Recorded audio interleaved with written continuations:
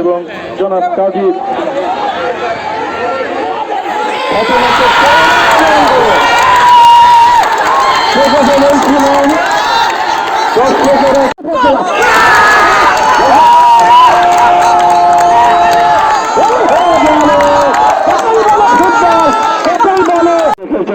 সেখান থেকে রাজীব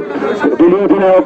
জাকারিয়া তাকে দেবেন, সেখান থেকে বল পেয়ে যান রায়হান 17 নম্বর জার্সি নিয়ে খেলছেন, রাখতে পারেনি।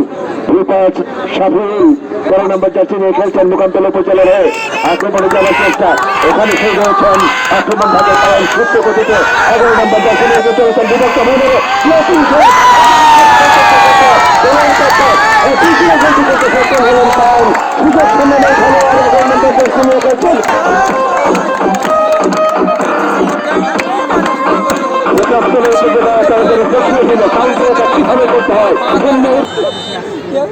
একাধিক খেলার মানব প্রাচীর শূন্য ভাসিয়ে দিয়েছেন,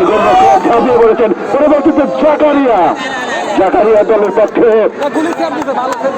গোলটি করতে শিখি ঠিক করবেন। 10 নম্বর জার্সি দিয়ে খেলছেন ঠান্ডা মাথা এবং গোলরক্ষক সেদিকে কিন্তু